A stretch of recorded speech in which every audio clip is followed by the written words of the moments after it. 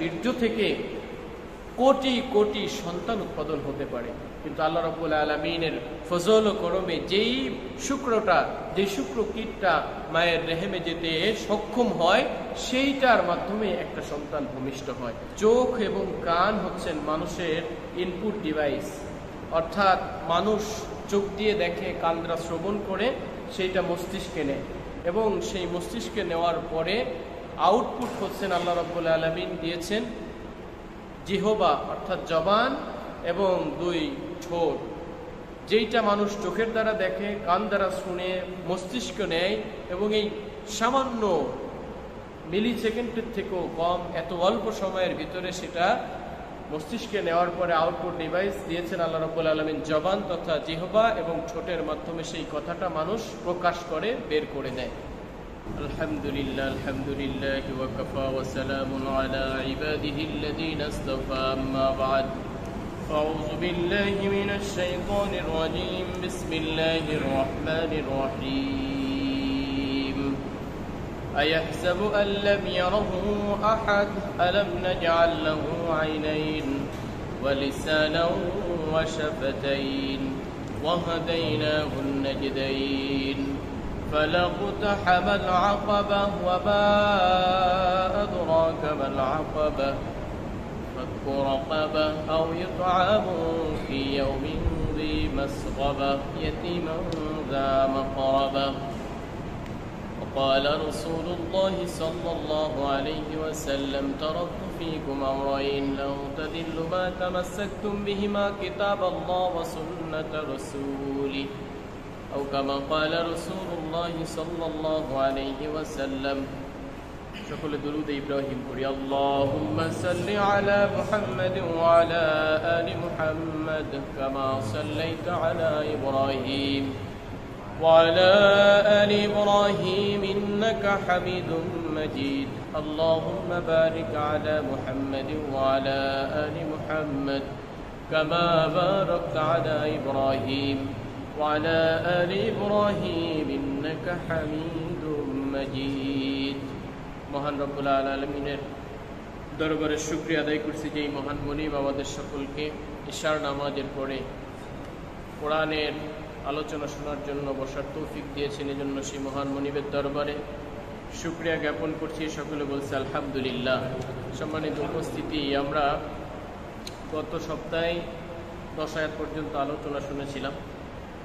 তো আজকের যে আলোচনা, এই আলোচনা শুরু করার আগে 10 আয়াতের পিছন থেকে একটু যারা আলোচনা শুরু করা দরকার, তাহলে আমরা সামনের আলোচনাটা আরো সুন্দরভাবে বুঝতে পারব।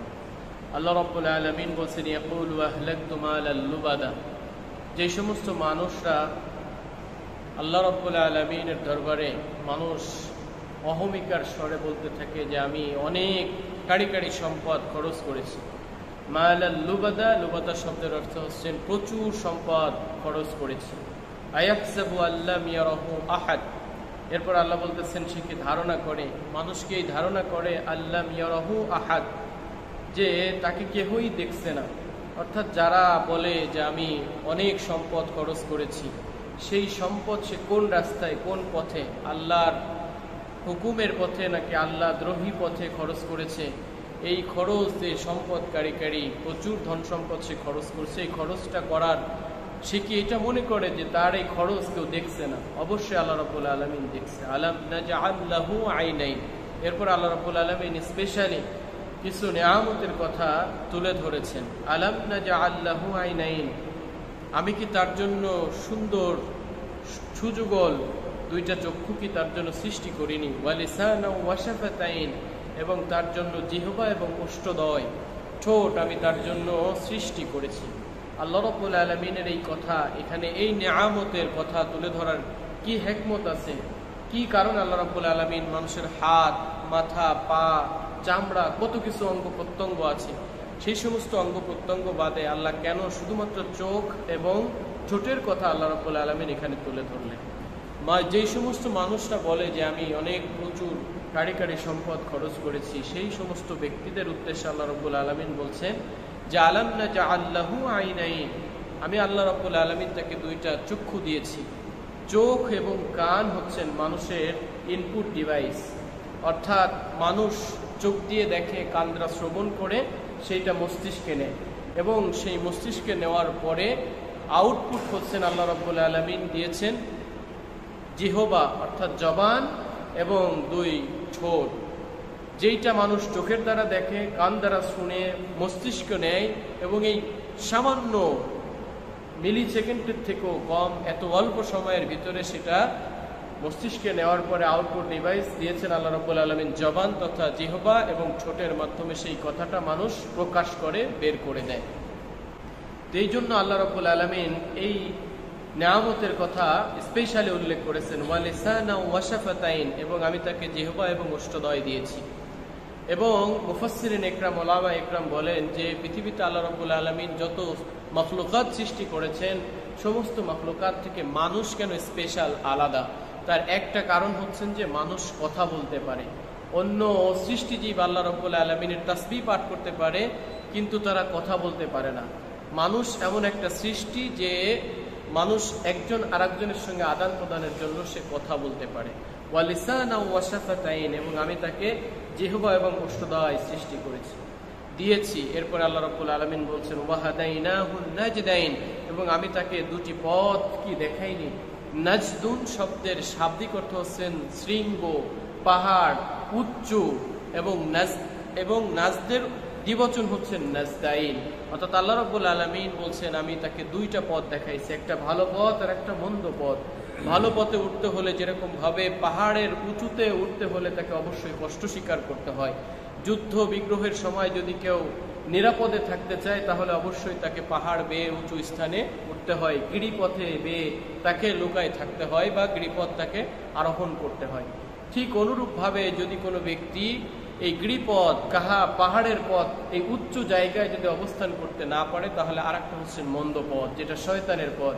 যদি আপনি শয়তানের পথে একবার চড়ে বসেন, শুধুমাত্র খালি ওকে বলবেন আর শয়তান আপনাকে এদিক সেদিক যেদিকে ইচ্ছা সেদিকে সে নিয়ে যেতে পারবে। তো আল্লাহ রাব্বুল আলামিন বলছেন ওয়াহাদাইনাহুন নাজদাইন, এবং আমি কি তাকে 2টা পথ দেখাইনি, যার একটি হচ্ছেন ভালো আর একটা হচ্ছেন মন্দ। আল্লাহ সুবহানাহু ওয়া তাআলা এই আয়াতের ব্যাখ্যা অন্য আয়াতের ভিতরে সূরাতুদ দাহার তথা সূরাতুল ইনসানের ভিতরে আল্লাহ রাব্বুল আলামিন তুলে ধরেছেন ইন্না খালাকনাল ইনসানা মিন নুতফাতিন আমশাজ, আমি তো মানুষকে সৃষ্টি করেছি মিলিত শুক্রবিন্দু হতে। মানুষের একবার যে বীর্য বাহির হয় সেই বীর্য থেকে কোটি কোটি সন্তান উৎপাদন হতে পারে, কিন্তু আল্লাহ রাব্বুল আলামিনের ফজল ও করমে যেই শুক্র কীটটা মায়ের রেহেমে যেতে সক্ষম হয় সেইটার মাধ্যমে একটা সন্তান ভূমিষ্ঠ হয়। আল্লাহ বলছেন ইন্না খালাকনাল ইনসানা মিন নুতফাতিন আমশাজ, আমি কেন তোমাকে সৃষ্টি করেছি, নাবতালিহি, আমি যাতে করে তোমাকে পরীক্ষা করতে পারি। ফাজআলনাহু সামিআম বাসীরা, এখানে আল্লাহ রাব্বুল আলামিন বলছেন আলাম নাজআল লাহু আইনাইন, আমি তোমাকে 2টা চক্ষু যুগল দিয়েছি। ওয়া লিসানা ওয়া শাফাতাইন, তোমাকে জবান দিয়েছি, তোমাকে ঠোঁট দিয়েছি।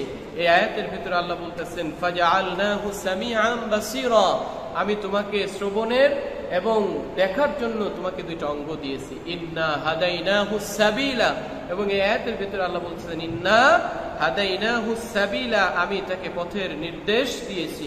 ইম্মা শাকিরাও ওয়া ইম্মা কাফুরা, চাইলে তোমরা শুকরিয়া আদায় করতে পারো, চাইলে তোমরা কুফরিও করতে পারো।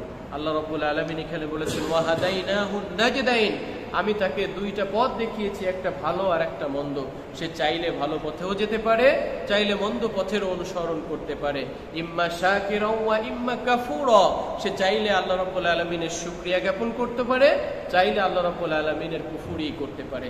সম্মানিত উপস্থিতি, তৎকালীন কাফির ও মুশরিকরা আবু জাহেল, উতবা, সাইবা, কাব ইবনে আশরাফ, এরা সবাই আল্লাহর রাসূল যে আল্লাহর নবী, তিনি যে সত্য বাণী নিয়ে তাদের কাছে পৌঁছেছিল এটা তারা জানতো। জানার পরেও বুঝার পরেও তারা এই সত্যকে অস্বীকার করেছিল।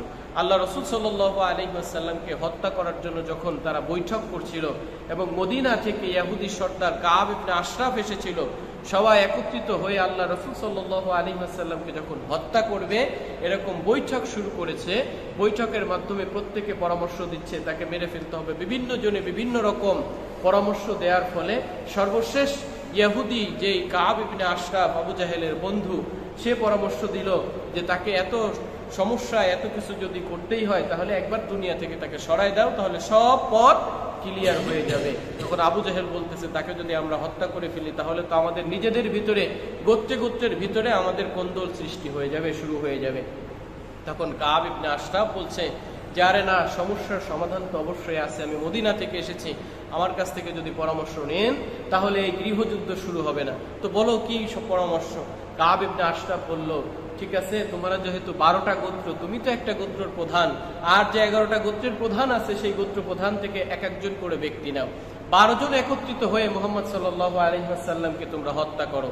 যেহেতু একত্রিত হয়ে 12 গোত্রের প্রধান থেকে 12 জন ব্যক্তি এসে একত্রিত হয়ে যদি সম্মিলিতভাবে তাকে হত্যা করা হয় তাহলে আর কোনো সমস্যা হবে না, কারণ প্রত্যেক গোত্র তখন এই হত্যার সঙ্গে জড়িত থাকবে, সবাই নীরবতা অবলম্বন করবে। যখন এই পরামর্শ হলো, সবার মোটামুটি এই চমৎকার পরামর্শ পছন্দ হলো, সবাই চলে গেল যে পরবর্তী সময়ে এই মিশন সাকসেসফুল করা হবে। এরপরে শুধুমাত্র থাকলো আবু জাহেল এবং কাব ইবনে আশরাফ। আবু জাহেল তখন কাব ইবনে আশরাফকে বলতেছে, বন্ধু তুমি বলো যে এত সুন্দর একজন মানুষ, তাকে হত্যা করার জন্য এরকম ভাবে ষড়যন্ত্র করা হলো, তো তোমার মতামত কি? আসলে কি সে আল্লাহর নবী, সে আল্লাহর পক্ষ থেকে সত্য কোরআন নিয়ে প্রেরিত হয়েছে? তোমার কি মনে হয়? তখন কাব ইবনে আশরাফ ফিরে গেল এবং ফিরে যে কাব ইবনে আশরাফ মক্কার দিকে ফিরে যেয়ে বলতেছে, ওয়াল্লাহি রব্বুল কাবা, ওই কাবা রবের কসম করতেছি যে অবশ্যই মুহাম্মদ সাল্লাল্লাহু আলাইহি ওয়াসাল্লাম আল্লাহর নবী এবং তিনি সত্য বাণী নিয়েই আমাদের কাছে উপস্থিত হয়েছে। এই কথা যখন বলছে, হঠাৎ করে তার মাথার ভিতরে আবার খেলছে, যদি সকালবেলা হত্যা করার পরে আবু জাহেল আমাকে ফাঁসায় দেয় যে সে নিজেই স্বীকার করেছে সে আল্লাহর নবী, তাহলে তো সমস্যা হয়ে যাবে। সাথে সাথে সে ব্যাক প্রশ্ন করেছে, আবু জাহেল আমি তো আমার মনের কথা বলে ফেললাম, তোমার মনে কি বলে? তুমি কি আসলে তাকে নবী হিসেবে মনে করো কিনা? তখন আবু জাহেলও সাথে সাথে বলল, আল্লাহি, আল্লাহ রাসূল সাল্লাল্লাহু আলাইহি ওয়াসাল্লাম তিনি আল্লাহর নবী এবং তিনি সত্য বাণী নিয়ে আল্লাহর পক্ষ থেকে প্রেরিত হয়েছে। সম্মানিত উপস্থিতি, তারা বুঝতো, তারা জানতো যে তিনি আল্লাহর নবী এবং আল্লাহ রাব্বুল আলামিনের পক্ষ থেকে তিনি সত্য বাণী কোরআন নিয়ে অবতীর্ণ হয়েছে। এই জানা এবং বোঝার পরেও তাহারা ওয়াহাদাইনাহুন নাজদাইনের সত্য পথ অবলম্বন না করে তারা মিথ্যা পথ এবং বন্ধ পথ তারা বাছাই করে নিয়েছিল। আল্লাহ রাসূল সাল্লাল্লাহু আলাইহি ওয়াসাল্লামকে তারা অস্বীকার করেছিল। প্রিয় উপস্থিতি, আজকে যদি আমাদের ভিতরেও দেখি যে সত্য পথ কোনটা, সত্য মত কোনটা, যদি দুনিয়ার দল কেন্দ্রিক আমরা আলোচনা করি যে কোনটা আওয়ামী লীগ, কোনটা বিএনপি, কোনটা জামাত, কোনটা হেফাজত, কোনটা ভালো, কোনটা মন্দ, কোনটা আল্লাহর পথ, কোনটা তাগুতের পথ, কোনটা ডানপন্থী, কোনটা বামপন্থী, আমরা সব কিছু কিন্তু তাহলে বুঝতে পারি। বোঝার পরও আমরা আমাদের দুনিয়ার স্বার্থ হাসিল করার জন্য আমরা কি করতে পারি না? দল ছাড়তে পারি না, মতামত ছাড়তে পারি না, মতাদর্শ ছাড়তে পারি না, আল্লাহর পথে আসতে পারি না। ওয়াহাদাইনাহুন নাজদাইন ওয়া ইম্মা শাকিরা ওয়া ইম্মা কাফুরা। আল্লাহ রাব্বুল আলামিন বলছে, তোমাকে আমি সত্য এবং মন্দ, ভালো এবং মন্দ বোঝার তৌফিক দিয়েছি, তারপরও যদি তুমি মন্দ পথ ছেড়ে ভালো পথে উঠতে না পারো, শুকরগুজার বান্দা হতে না পারো, কুফরি ছেড়ে, তাহলে তোমার জন্য খুবই খারাপই।